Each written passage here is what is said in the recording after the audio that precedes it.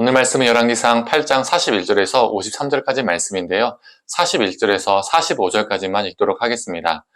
또 주의 백성 이스라엘에 속하지 아니한 자 곧 주의 이름을 위하여 먼 지방에서 온 이방인이라도 그들이 주의 크신 이름과 주의 능한 손과 주의 펴신 팔의 소문을 듣고 와서 이 성전을 향하여 기도하거든 주는 계신 곳 하늘에서 들으시고 이방인이 주께 부르짖는 대로 이루사 땅의 만민이 주의 이름을 알고 주의 백성 이스라엘처럼 경외하게 하시오며 또 내가 건축한 이 성전을 주의 이름으로 일컫는 줄을 알게 하옵소서.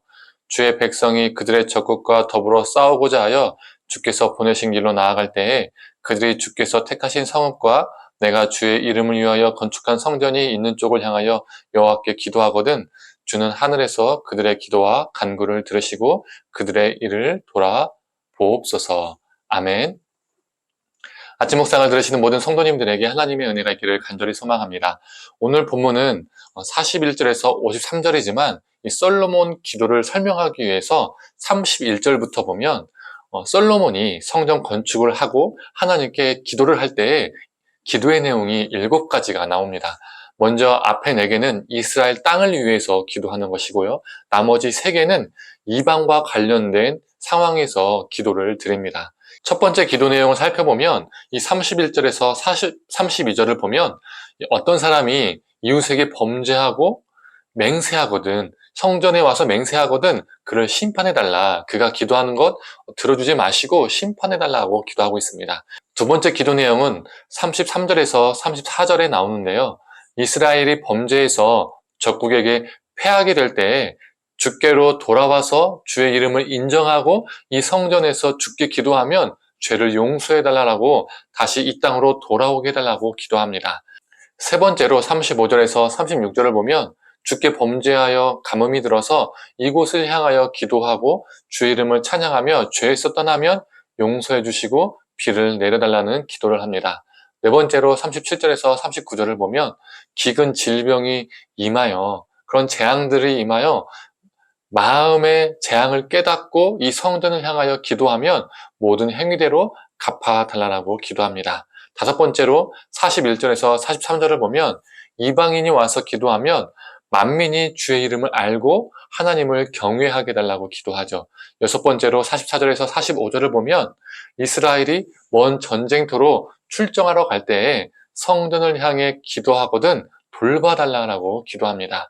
마지막으로 일곱 번째 46절에서 50절을 보면 이스라엘이 포로로 잡혀가서도 성전을 향하여 주께 기도하거든 범죄한 백성을 용서해 주시고 불쌍히 여겨달라고 기도합니다. 이 성전 봉헌 기도 내용 7가지가 다 무엇과 관련이 있습니까? 바로 기도입니다. 기도하거든, 기도하거든, 기도하거든 이 말이 계속 반복이 됩니다. 여기서 무엇을 알 수 있습니까? 성전에서 제사를 드리는 것은 맞지만 성전의 주된 기능이 희생 제사가 아니라 기도에 있다는 것을 알 수가 있죠. 그래서 하나님은 성전이 무엇이라고 말씀하셨죠? 만민이 기도하는 집이라고 말씀하셨습니다.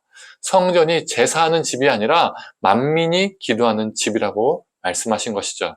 만약에 성전의 주된 기능이 희생 제사라면 성전 봉헌 기도의 내용이 하나님 제사를 드리거든 제사를 드리거든 용서해 주시고 또 제사를 드리거든 불쌍히 여겨 주시고 제사를 드리거든 돌봐 주시고 이런 말이 반복되었을 것입니다.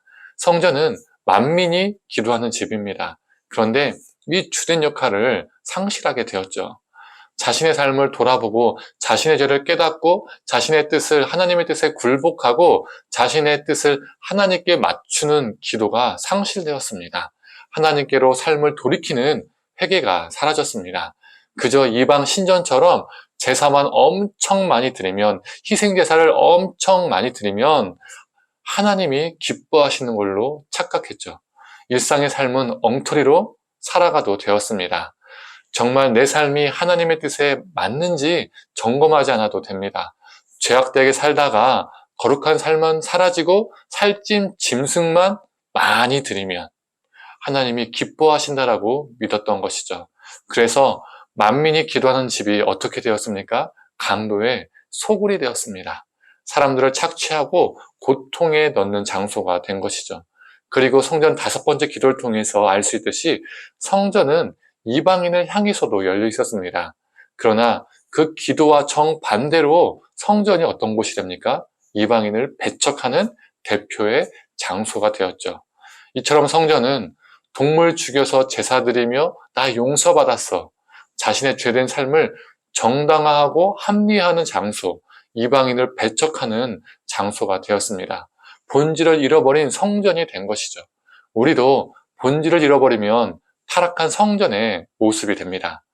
우리가 예수님을 믿으면 천국 가는 것은 맞지만 천국 가기 위해서 믿는 것이 아니라 우리 삶을 통해서 하나님 나라가 임하고 하나님께 영광 돌리기 위해서 우리가 믿고 살아가는 것이죠. 천국 가기 위해서 믿는 거랑 천국을 위해서 사는 거랑 비슷한 것 같지만 다릅니다. 차이가 있습니다.